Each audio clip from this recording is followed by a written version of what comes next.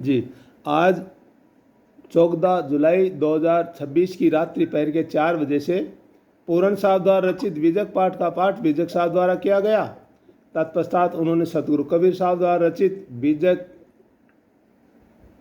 की रमेनी 10 की 5 number 6 number line और 10 नंबर साखी का टीका किया। इसी क्रम में मैं सतगुरु कबीर साहब द्वारा रचित बीजक की रमेनी 10 की 5 नंबर 6 नंबर लाइन और 10 नंबर साखी का टीका जो पूरन साहब ने किया वो प्लस मैं अपने विवेक से बताने की कोशिश करूँगा। सभी ध्यान से सुने। बांधे पवन पावक और नीरू, चांद सूर्य बांधेऊ दोनों बीरू।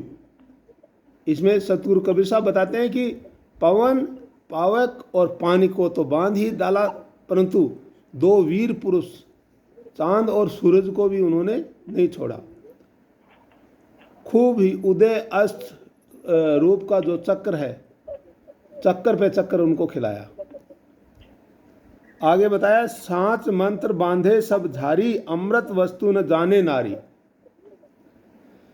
कर्म फल भोग आसक्त सत्य विचारहीन होने से सच्चे जीवों को झूठे मंत्रों से बांध डाला, पर पति के समागम की आशा में नारी भाव धारण किए हुए उपासक संसारी जीव सब स्वरूप अमर चैतन्य अमृत वस्तु को सतगुरु बिना नहीं जान पाते।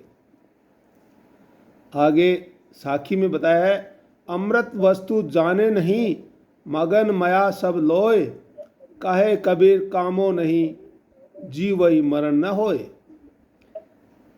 इसमें बताते हैं कि श्रीत्व भाव धारण करने वाले पराधीन मनुष्य निज स्वरूप चैतन्य अमृत वस्तु को नहीं जाने, इसी हेतु जन्म मरण रूप संसार दल दल में फंस गया और काम रूप जल से निमग्न हो रहे हैं।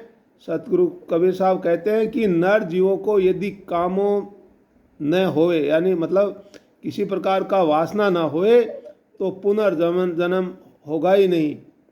भाव यह है कि स्वरूप ज्ञानी को वासना क्षय ही मोक्ष है।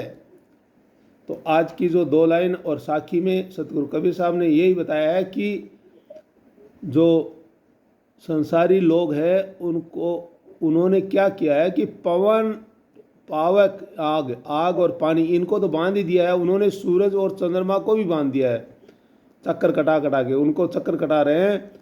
उसी प्रकार परपति का समागम की भावना रखने वाले, मतलब दूसरे के ऊपर उम्मीद रखने वाले जो नर जीव है, संसारी जीव, उनको और सब स्वरूप का ज्ञान नहीं है, वो उनको सतगुरु की शरण में नहीं जाएंगे तब तक अब उनके निज स्वरूप सब स्वरूप का ज्ञान नहीं होगा।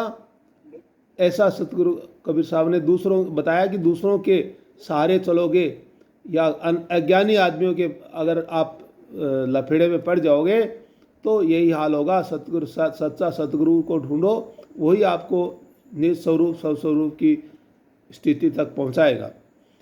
आगे बताया साखी में कि जो श्रीत्व भाव धारण करने वाले पराधीन मनुष्य, पराधीन मतलब दूसरे के अधीन, दूसरे के कहे पे चलने वाले, वो निज चैतन्य वस्तु को नहीं जानेंगे क्योंकि वो उनके बहकावे में आए हुए हैं। इसलिए ये जो संसारिक जन्म मरण है वो उसके दलदल में वो फंसे ही रहेंगे क्योंकि सही बात तक वो पहुंच नहीं पाते हैं। अच्छा, तो इसलिए सही बात में गलत बात के दलदल में फंसे रहते हैं, इसलिए जन्म मरण के चक्कर में फंसे रहते हैं। सतगुरु कबीर साहब कहते हैं कि नर जीवों को यदि काम वासना से दूर रखा जाए तो जन्म मरण होगा ही नहीं। काम वासना की इच्छा नहीं रखेंगे तो पुनर्जन्म होने की कोई बात ही नहीं है, क्योंकि